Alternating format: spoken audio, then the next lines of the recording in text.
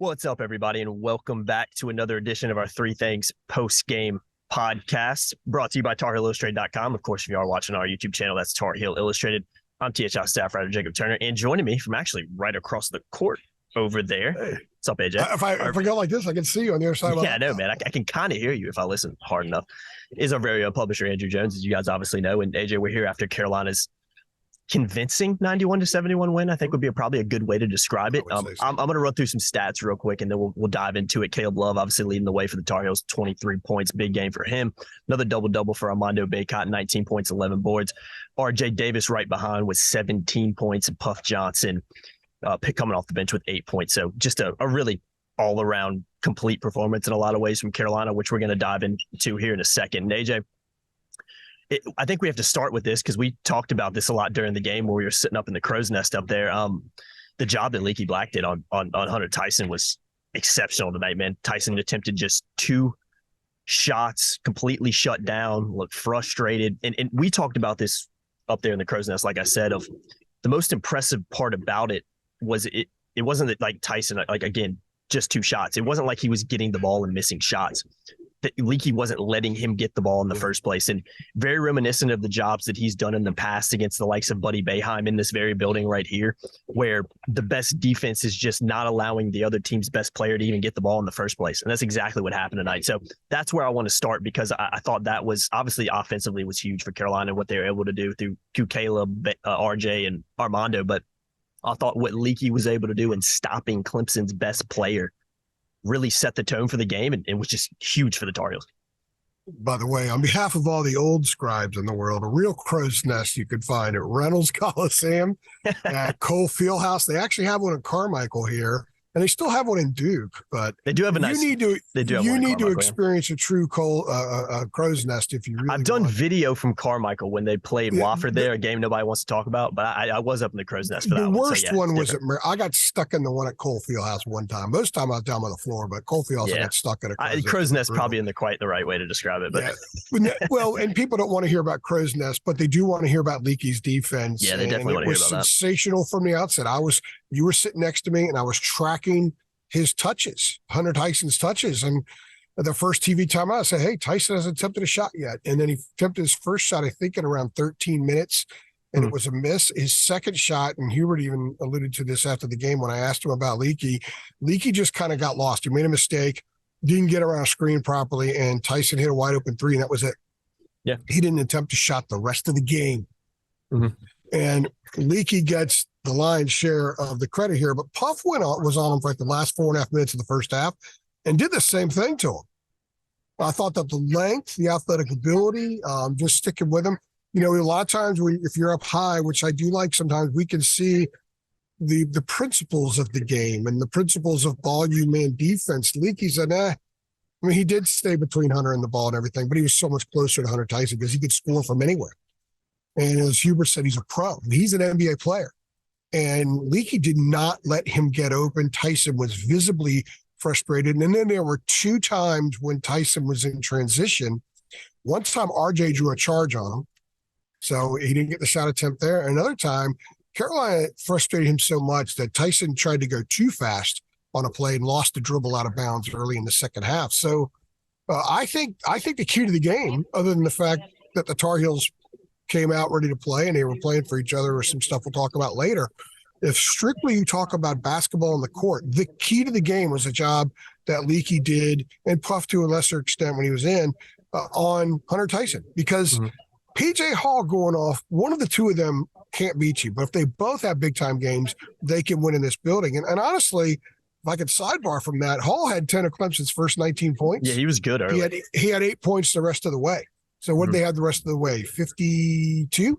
He had 8 of their last 52 points, 8 of 44 before he was taken out when the benches were cleared, or at least the starters from both teams taken out. So Pete Nash deserves some props for that, because as much as Hall was taking Pete to the cleaners early in the game, Pete's physicality, his intensity, his activity on the defensive end and elsewhere really got to Hall in the second half and made him very, very ineffective. But the key number 1 is absolutely Leaky on Hunter Tyson. He is a fantastic player, a very difficult guy to guard because he can beat you in every imaginable way and from every spot on the court. And to me, Leaky is the star of the game because of what he did defensively. Yeah, he was fantastic. It's fun to watch those kind of things because it's not as flashy. It's not like, Leakey's dropping 23 like Caleb did, but it's still such an important part of basketball. And it's so key to, like you said, you got Hall and Tyson coming in here. You got to stop one of them. I mean, you do, because if you don't, you're going to have a long day. They did that. And then again, kind of stopped Hall in the second half as well. So he hit a three. Remember the three he hit? The first one he hit. He got the ball and people were going, Leaky. You could hear like this Leaky, like a collective Leaky sound in the crowd. And I don't think they were saying don't shoot. He's made enough that people are now starting to expect him to hit a few of them. So kudos to him for elevating his game in that end. But he is a great defensive player. And there are people that I've talked to throughout the course of this season that know a thing or two, and they think that there is a chance someone like him can make a roster because you don't have many 6'9" guys that could defend in myriad ways like Leaky can. And tonight he was at the top of his game. No doubt. He's exceptional defensively. Let's talk about Caleb Love and kind of on the flip side of it, setting the tone offensively for the Tar Heels, because I thought he did just that. He came out, hit some really big shots to kind of start the game, but we all know with Caleb Love that if he kind of hits those shots early, he kind of tends to play with a little bit more confidence. I was in the Brownell press conference afterwards for a few minutes, and he kind of said the same thing. Is if he hits some of those early shots, his confidence goes up and he just starts playing better. And that's exactly what happened today. 23 points for Caleb Love. Just a really, really big time offensive performance as this Smith Center court gets just a lot of people coming out here. It's any distractions, it's three things for you. But Seth Trimble's crew is coming out. Yeah, we just had Justin McCoy out here shooting threes for a while. I put a video on Twitter about it too. But AJ, again, Caleb Love, big time offensive performance from him, and I thought he just looked really good today. And that's what Carolina needs out of him consistently. But it wasn't just scoring. Mm-hmm. It was the way he scored. It was the quality of the looks, and it's how engaged everyone was in him getting those looks. It's one thing for Caleb to dribble up the court, dribble for 8 seconds, pass it to somebody in position where they can't do anything with it. They give it back to him. He dribbles and then fires up a three. That wasn't what happened today. There was full engagement in his three. Now, one of them, he did just take a couple dribbles and fire and he hit, because that's Caleb, and that's okay. When a guy like that's going to take a few of those a game, you know that's going to happen, and you accept that because that's part of the Caleb Love experience. But he was very engaged. They were engaged with him. He took one bad shot. I think it was in the first half, a little bit rushed. He wanted to shoot. I think he dribbled and just said, "The heck with it, man. I've just got to let this one fly because it's in my blood." And he let it fly, and he missed that. He missed that one, but he did set the tone. I think him playing in the engaged manner he was with them and they were with him, that was the tone. It wasn't just that Caleb hit shots. It was the way they got those shots and the way they were after the shots. He and RJ were very spirited today, and we're going to get into some stuff later, but I thought that they were connected. They were spirited. They played for each other today. They all played for each other, but it was interesting to see how what a high level he and RJ did. That reminded me of last March.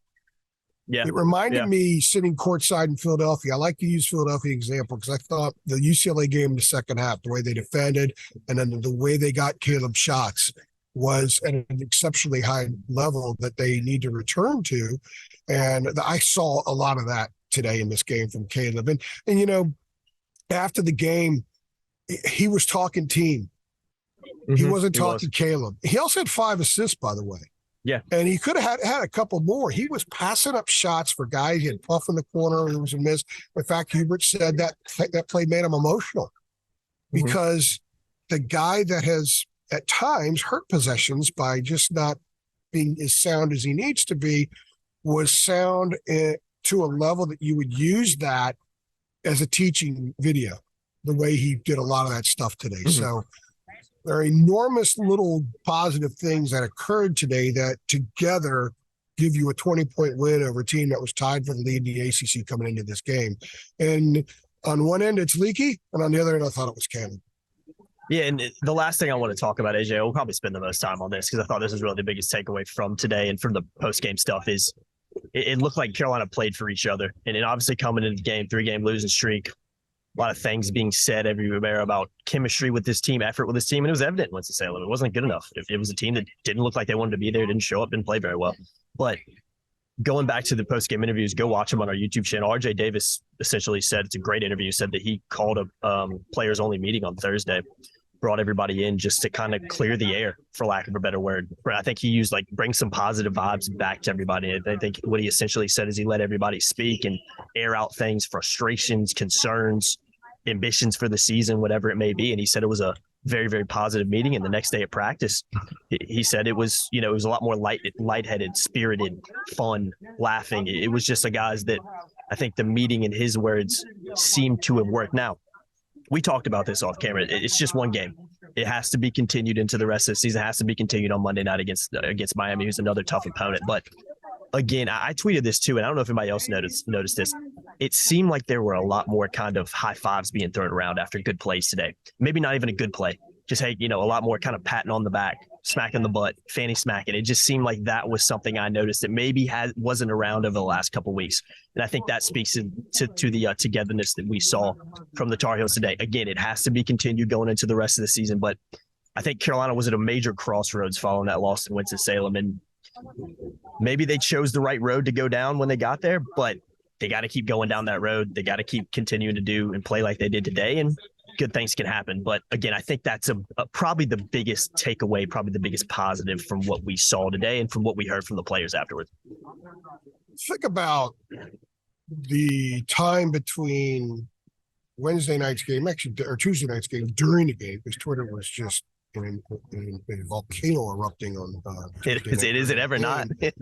And then the post game with everything that was said, and then we have all the social media craziness and the non-legitimate media out there. They're not media, I shouldn't call them that. A lot of the people who are not legitimate in covering this team, and they're going crazy, spewing all kinds of stuff about the rumors that were going around.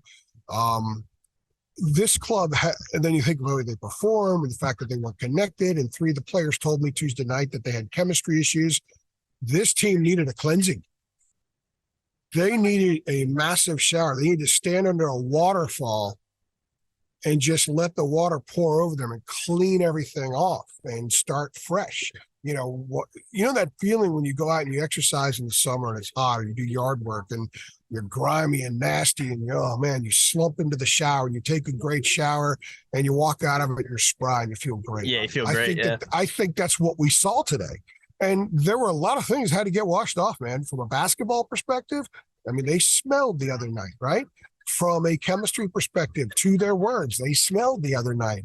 And then you add on the stuff that Caleb and RJ have been having to deal with, courtesy of the Cam Crazies that got that stuff going the other night. Last week, I guess it was. They've been having an added bunch of stuff to deal with, but it was on their teammates' plate too. So Caleb went ahead and sent the tweet out Thursday night. He talked to RJ ahead of time. RJ followed up with a retweet. And the whole point is, it doesn't matter what happened. It's nobody's business what the hell happened. Okay. Their private lives are their private lives. Just because they wear North Carolina basketball uniforms and come out here and entertain people twice a week doesn't mean that their private lives are anybody's business. What does matter is 100%. Its effect on the basketball team. And I know for a fact that regardless of what happened, and I'm not going there, I know this much, and this comes from exceptionally well sourced with the program, it has not affected the team at all. It's been a non-issue, and that's what they felt compelled that they had to get it out there. And they believe that they achieved what they wanted to. They got a lot of positive feedback, got some negative feedback, but that's never been the issue here. The issue has been basketball. The issue has been every guy on this roster except Armando Bacot has played below their personal expectation. And then the team has played below expectation. So there was a ton of stuff that had to air out. There was a ton of stuff that had to be cleaned and washed off. And they had to lather up, and they lathered up with beginning after the game Tuesday night with the 37-minute meeting.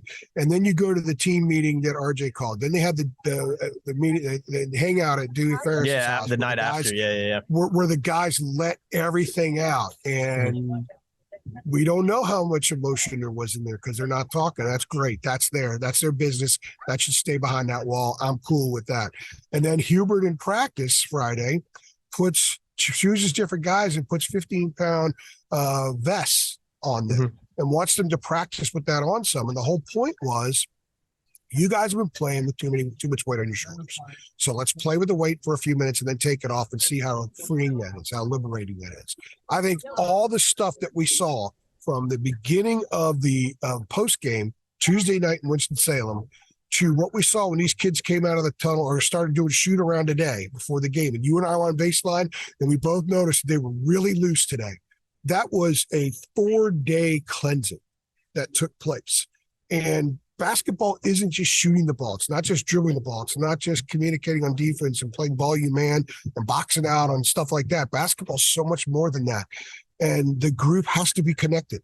The group has to play for one another. They did that last March. They didn't do it in Miami or Wake Forest a year ago, but they started learning to do that afterward, and they did it on a much more consistent basis. So today was step one, and all the issues that had come to a head that needed to be cleansed and rinsed out, they did that. They performed today as if they did that, and now it's just one game. They got a lot more. They're going to have to do this for a while to prove that they have found themselves, but this is a pretty good way to start that off. Step one in this process, if there is a process, was a very impressive one, and it comprised all of the intangibles championship-type teams, contending-type teams have, and they all played for one another today. The joy on the court, Hubert says that, and some people kind of get tired of the Hubert lines, and I want to have to see them have joy for each other, but they did today, and look at what that resembled, what it reflected. Mm-hmm. So the fans that poo-poo a lot of the things that Hubert says, if that stuff comes to fruition on the court, then it's almost basketball perfection. It's certainly organizational perfection. That's what you want in an organization. You want everybody to work for each other. You don't want one guy to always try to be the credit monger, always hunting for the credit, stealing ideas and running to the boss with that idea before the other guy could. Or sometimes we have people in the media that will stand next to you when you're doing an interview with somebody and you get a bunch of good stuff and they run and go write it. And that's out on social media before our piece is out there. My whole point is teamwork, playing for one another, grinding for one another, bleeding for one another, connecting with shared DNA. And that's what we saw today. It's one game, Jacob. It's one game. Just one. But the club that I saw on the floor today is the club we all thought we would see all year long. So now they have proven this week, and Hubert proved it as well. It is not about basketball building. It's about them. Mm-hmm. They are they're old enough, they're mature enough, they've been through enough. The players are responsible for keeping this thing going, making one game turn into two. They have to stack them. That's what they have to do. It's completely up to the players because they showed today the difference between them being totally invested today as opposed to not being invested the other night. They lost by 20, or they were down 26 in the second half the other night. They were up 25 at one point in the second half today. That's a 51-point swing against a better team today in this building. So that shows you what the difference is when they have all that stuff placed in the right spots mentally. Yeah, no doubt. I'll add this too, because it's from the 2005 documentary about Carolina winning the national title. It's one of my favorite quotes of all time from not just from Roy Williams, but just in general. And it's amazing what can be accomplished when nobody cares who gets the credit. And I think that's something this team is starting to encompass because there's so much talent. They've made runs before. What happened last year? But they can come together, become a team like where they've showed that they can do it. And credit, I want to add this too, AJ. Credit to them, credit to RJ, credit to Hubert, credit to them for having the wherewithal. Because we've seen it in any level of sport. If you have chemistry issues, sometimes it goes away from you and it never gets fixed. But credit to Carolina for attempting to fix it and putting things in place to say, hey, guys, it ain't working right now. We need to figure this out and we need to start doing things differently. So I think that's another major credit. But again, I'm going to keep saying it. It's like a broken record. Like you said, it's just one game. It's got to be continued in the rest of the season. We'll see. Credit Caleb Love for having the confidence, the awareness and the confidence to get that tweet out and then have RJ follow up. Credit Caleb today for the 2 times I've seen him pump his fist and show excitement this year more than any other time on 2 assists to him. Yeah. He fed, guy scores, and Caleb's doing that tennis player fist bump. Mm-hmm. So that's what you want to see. Game. That's big. Yeah. It's one game, but for them, if you're a Carolina fan, watch this thing. It's a hell of a lot better than us talking like we did the other night after the game. Yeah. So we'll see. They got to come back here in 48 hours. What was it? 5:45. Yeah. I'll be here in 48 hours and we'll see what they do against a much better team, a team that is going to be very difficult for the Tar Heels to defend, but they have the ability to defend. And I think Hubert showed tonight that he's willing to roll with Puff some and have Pete sit on the bench a little bit. So that might be the lineup they have to roll with Monday night because of the way Miami plays. So we'll see. We'll see, man. Quick turnaround, like you said, for the Tar Heels, and we'll know a lot more on Monday night. Let's just put it that way. I've been Jacob Turner. He's been Andrew Jones. Another episode of our Three Things post-game podcast. We would usually do this with my camera since we're both here in person, but I broke my lens a couple earlier this week, so we had to go. I kind of like doing it this way anyway. I kind of like it too. It's a little bit more laid back. I need to bring my microphone next time so I can get a little bit of audio quality like yours, but all good, AJ. Well, enjoyed it. This finally came in the mail because my other one I broke because I stupidly would travel with it the wrong way. And it's tough when you travel, man. It doesn't take much for them cords just to get it's over. Especially when AJ's dealing with technological equipment, because I'm a dunce when it comes to that. And we'll leave it at that, AJ. Again, I've been Jacob Turner. He's been Andrew Jones. We appreciate you watching. Make sure you like, share, subscribe, hit that notification bell as well. We'll see you all in the next one. Thanks.